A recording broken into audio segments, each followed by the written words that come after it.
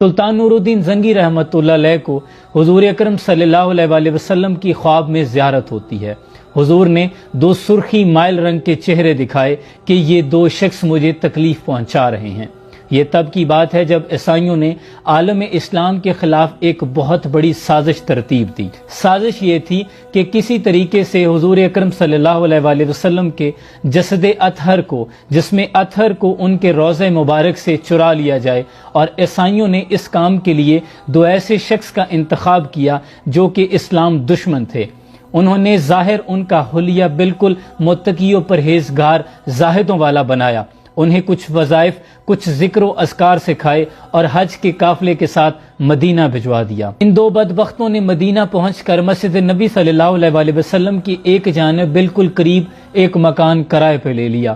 دن بھر عبادت میں مشغول رہتے، لوگوں میں تحائف تقسیم کرتے، خود کو یہ دکھاتے کہ وہ بڑے سخی، متقی و پرہیزگار اور عبادت گزار زاہد ہیں، لیکن رات کے وقت اپنی سازش پر کام کرتے۔ انہوں نے اپنے مکان کے اندر سے ایک سرنگ کھودنا شروع کی جو کہ روضہ رسول صلی اللہ علیہ وسلم کی طرف جاتی تھی، اور یہاں تک روایات میں آتا ہے کہ وہ یہاں تک پہنچ گئے تھے کہ حضرت عمر رضی اللہ تعالیٰ عنہ کے پاؤں کا انگوٹھا نظر آنے لگ گیا تھا۔ دوسری جانب سلطان نور الدین زنگی کو حضور نے خواب میں یہ دونوں چہرے دکھا دیے۔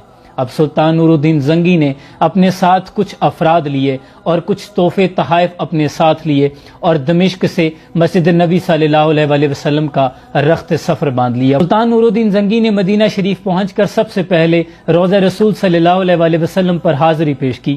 عاجزانہ درود و سلام پیش کرنے کے بعد مسجد نبی صلی اللہ علیہ وسلم کے صحن میں کھڑے ہو کر یہ اعلان کروایا کہ ہر عام و خاص کو دعوت طعام دی جائے، اور یہ بھی بتایا جائے کہ سلطان نور الدین زنگی تمام لوگوں میں تحائف تقسیم کریں گے، اور ایک بڑی وسیع و عریض دعوت کا بندوبست کیا گیا۔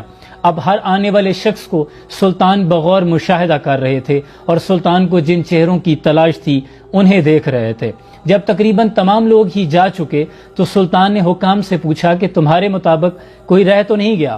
تو سلطان کو بتایا گیا کہ ہمارے اندازے کے مطابق تو کوئی نہیں رہ گیا، لیکن سلطان کو وہ دو چہرے ابھی تک نظر نہیں آئے تھے۔ سلطان نے دوبارہ پوچھا تو حکام نے بتایا کہ ہاں، دو لوگ ایسے ہیں جو کہ بڑے متقی و پرہیزگار ہیں۔ کچھ نے کہا وہ تو اتنے سخی ہیں کہ لوگوں میں بانٹتے پھرتے ہیں، انہیں بھلا سلطان کے تحائف کی کیا ضرورت؟ تو سلطان کے دماغ میں فوراً شک گزرا۔ سلطان نے فوراً حکم دیا کہ ان دو لوگوں کو میرے سامنے پیش کیا جائے۔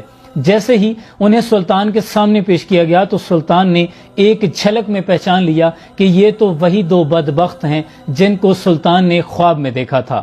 لیکن سلطان نے اپنے غیظ و غضب کو برداشت کیا اور صبر کے ساتھ کہا کہ میں تمہارے گھر کا معائنہ کرنا چاہتا ہوں جہاں تم رہتے ہو۔ اب ان کا طریقہ واردات کیا تھا کہ وہ دن بھر تو عبادت میں مشغول رہتے، رات میں جو سرنگ کھودتے اس کی مٹی کو چمڑے کی تھیلیوں میں بھر لیتے اور جا کر جنت البقیع میں تمام قبروں پر پھیلا دیتے تاکہ کانوں کان کسی کو بھی خبر نہ ہو۔ اب سلطان نور الدین زنگی نے جب حکم دیا کہ میں تمہارے گھر کا معائنہ کرنا چاہتا ہوں تو ان دونوں کے چہرے کا رنگ زرد ہو گیا۔ اب سلطان ان لوگوں کو ساتھ لے کر جب ان کے گھر میں پہنچا، ہر چیز کا بغور سلطان نے مشاہدہ کیا تو جائے نماز کے نیچے کوئی سرسراہٹ محسوس ہوئی۔ سلطان نے جب جائے نماز کو اٹھایا تو نیچے ایک لکڑی کا پھٹا تھا، اس پھٹے کو ہٹایا گیا تو نیچے سرنگ تھی۔ اب سلطان نے حکم دیا کہ فوراً ان کا سر قلم کر دیا جائے۔ اس طرح سلطان نور الدین زنگی نے عالم اسلام کے خلاف ہونے والی ایک بہت بڑی سازش کو ناکام کر دیا، اور اس کے بعد جو سلطان نور الدین زنگی نے بڑا حکم جاری کیا وہ یہ تھا کہ حضور اکرم صلی اللہ علیہ وسلم کے روضہ کے اطراف میں چاروں اطراف ایک خندق کھدوائی گئی اور اس میں سیسا پگھلا کر ڈالا گیا جو کہ ایک بہت بڑی آہنی دیوار بن گئی تاکہ دوبارہ کوئی اتنی جرأت نہ کر سکے۔ سلطان نور الدین زنگی عالم اسلام کا فخر ہیں، اور یہ تھے ہمارے سلاطین۔